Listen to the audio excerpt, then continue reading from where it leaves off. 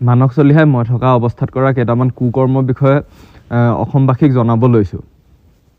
আপোনালোকৰ মনত আছে 2023 চনৰ 3 জানুৱাৰী তাৰিখে লখিমপুৰত এটা এক্সিডেণ্ট হৈছিলে। সেইটো কোনো এক্সিডেণ্ট নাছিলে, সেইটো সুপৰিকল্পিতভাৱে তেখেতক মানে মৰা হৈছে। তেখেতৰ নাম হৈছে সিদ্ধাৰ্থ বৰগোহাঁই। তেখেত এজন বডি বিল্ডাৰ আছিলে। তেখেতক সকলো অসমবাসী ৰাইজে চিনি পায়, তেখেত সুপৰিচিত হয়। তেখেতৰ মানস চলিহাৰ মাজত ব্যৱসায়ৰ কথা বতৰা আৰম্ভ হৈছিল আৰু মানস চলিহাই তেখেতৰ পৰা 35 লাখ টকা লৈছিলে। যেতিয়া মানস চলিহাই কোনো ব্যৱসায়ত তেখেতক সহায় নকৰে, তেখেতে ফোন কৰিলে ৰিচিভ নকৰে, তেতিয়া সিদ্ধাৰ্থ বৰগোহাঁই ডাঙৰীয়াই মানস চলিহাক সেই পইচা উভতাই বিচাৰিছিলে। আৰু সেই পইচা উভতাই বিচৰাত মানস চলিহাই তেখেতক আমি থকা অৱস্থাতে বহু বেয়াকৈ ধমকি দিছিলে, তেখেতলোকৰ মাজত কাজিয়া হৈছিলে। আৰু তেখেতক তেতিয়া মানস চলিহাই কৈছিলে যে তোৰ কি অৱস্থা হয় চাই থাক। আৰু তাৰ পাছতে মানস চলিহাই যি পৰিকল্পনা কৰিছিলে সেইমতে সিদ্ধাৰ্থ বৰগোহাঁইৰ মৃত্যু ঘটিল। আচলতে চবকে যেনেদৰে ভাবিছে যে সেয়া এক দুৰ্ঘটনা, সেইটো দুৰ্ঘটনা নহয়, এটা পৰিকল্পিত মাৰ্ডাৰ। ঠিক যেনেধৰণে সিদ্ধাৰ্থ বৰগোহাঁই ডাঙৰীয়া কৰিছিলে, ঠিক তেনেধৰণে আৰু বহুতো ল'ৰা ছোৱালীক কৰিছে। কিন্তু উপযুক্ত তথ্যৰ প্ৰমাণ নথকাৰ বাবে মানুহে তেখেতৰ বিষয়ে কোনো ক'ব নোখোজে। এইটো মাৰ্ডাৰটো অপেন ছিক্ৰেট হয়, কিন্তু মানুহে মানস চলিহাৰ ভয়তে এই কথাটো সকলোৱে লুকুৱাই আছিলে। আৰু তেনেকুৱা বহুত যুৱকৰ ক্ষেত্ৰত হৈছে। মানস চলিহাই ট্ৰেপ পাতে, এখন জাল পাতে, যিখন জালত আলফাৰ নামত ভুৱাকৈ একাউণ্ট খোলে। আলফাৰ নামত প্ৰায় 300মান ভুৱা ফেচবুক একাউণ্ট আছে, য'ত নামৰ পাছত যিকোনো এটা নামৰ পাছত অসম লগাই দিয়ে আৰু সকলোৱে ভাবে যে এয়া আলফা চাইনৰ একাউণ্ট বুলি।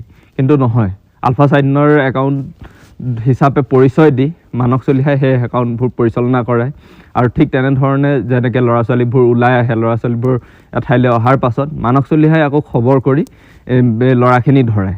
ঠিক তেনেকৈ বহুতো ল'ৰা ধৰাইছে, গুৱাহাটীত ধৰাইছে, নেলিত ল'ৰা ধৰাই পিনে দিছপুৰ থানাত তেওঁলোকক হাজিৰ কৰোৱাইছে। তেনেকুৱা বহুত কাম মানস চলিহাই কৰিছে। আৰু 2 নম্বৰতে মানস চলিহা কি হয়, এজন পিগী বেংক হয়।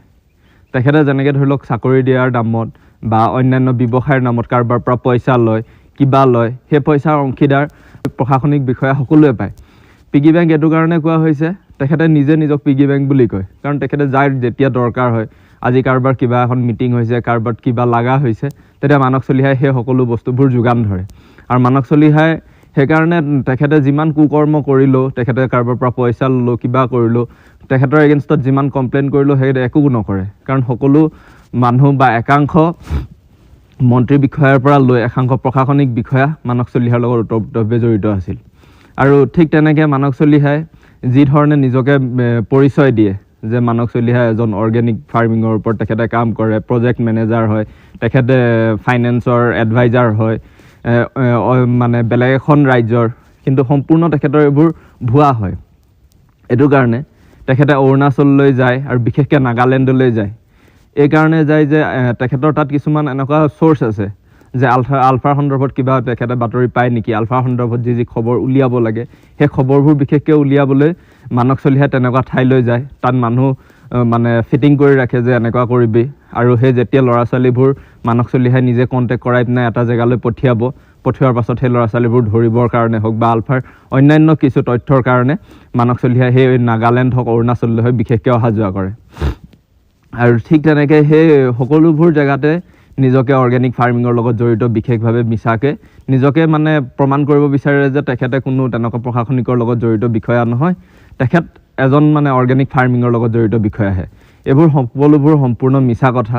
আৰু এতিয়া আপোনালোকক মই যিখিনি কথা কৈছোঁ, ল'ৰা ছোৱালী ধৰাৰ পৰা লৈ সকলোখিনি মই থকা অৱস্থাত, মই জনা অৱস্থাত সকলোখিনি হৈছে।